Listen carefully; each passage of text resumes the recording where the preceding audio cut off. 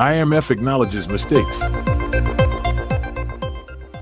It has taken far too long, but it seems that the International Monetary Fund, IMF, has finally internalized some hard truths about sovereign debt reduction. Chief among them is that growing economies have an easier time repaying. As such, fiscal consolidation, the organization's favorite strategy, undermines efforts to reduce debt to GDP ratios because it inhibits economic growth. To be sure, this is hardly a new insight.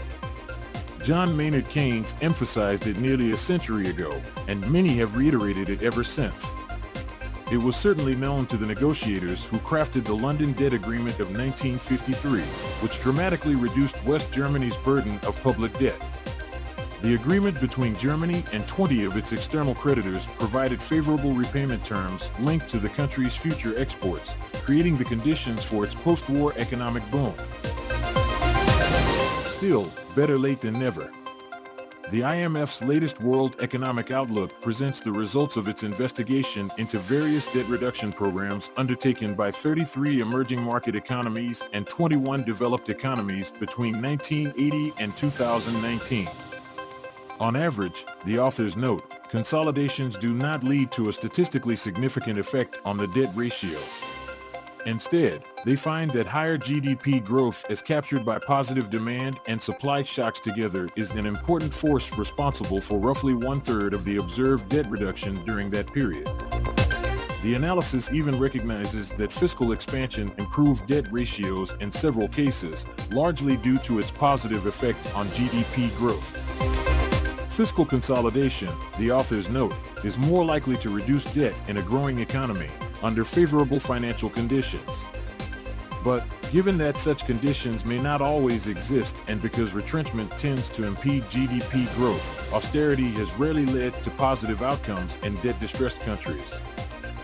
As the IMF report notes, unanticipated transfers to state-owned enterprises and unexpected exchange rate depreciations could undermine debt reduction efforts. What the report does not mention, however, is that these developments are often an unintended consequence of the IMF's own programs, which tend to require indebted countries to shift to market-determined exchange rates, raise interest rates, and cut state subsidies, thereby driving up business costs. By contrast, the report finds that debt restructuring efforts have been more successful when they helped countries restore growth and avoid economic decline. While this will not come as a shock to anyone who has tracked growth trajectories over the past half-century, the IMF's influence over countries' macroeconomic policies and the growing number of governments in need of debt restructuring makes the fund's change of heart highly consequential. For decades, IMF programs have assumed that cutting public spending was the only way to deal with debt distress. Now, the fund seems to be acknowledging its past mistakes. But it is unclear whether this welcome, albeit late, volte-face will extend beyond the IMF's research department and how it might affect the fund's lending activities. Early indications are not promising. IMF leadership has repeatedly called for faster and more effective sovereign debt restructuring and, to its credit, has recently set up a roundtable of public-private creditors to hasten the process. But the response so far has been slow, cumbersome, inadequate, and mostly ineffective. Countries that have sought help under the G20's common framework for addressing debt distress in the developing world have faced inordinate delays, geopolitical wrangling, and unresponsive creditors. Worse, the IMF staff seems to be unaware of its latest report or has chosen to ignore it. The fund's recent financing programs include onerous conditions that will most likely damage developing countries' populations and economies.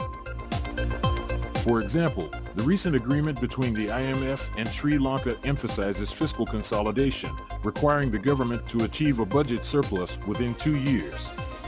It also conditions its funding on increases in energy tariffs, flexible exchange rates that will likely lead to currency devaluation, and higher interest rates.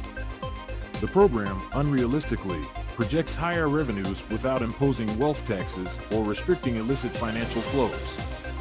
All this will reduce demand in a country already reeling from 53.6% PC inflation, causing the economy to contract further. A similar focus on fiscal balance is evident in other proposed IMF programs in Ghana and Zambia. The IMF is not alone in this. A new wave of austerity is building as governments scale back public spending. With the world facing a confluence of economic and political crises, the return of austerity could have dire consequences, and not just for economic activity. It could also imperil global health at a time when future public health threats are increasingly likely, in addition to hampering our ability to address climate change. This is not just unnecessary, it is woefully harmful. When certain solutions have been shown to fail or make the problem worse, they must be abandoned. While it is undoubtedly a step in the right direction that IMF researchers have finally acknowledged the obvious, it is not enough. After decades of causing avoidable misery, it is time for the IMF to put its money where its mouth is. This article was published on April 22, 2023, in Fortune newspaper by J.D. Ghosh. She is an Executive Secretary of International Development Economics Associates and Professor of Economics at the University of Massachusetts Amherst.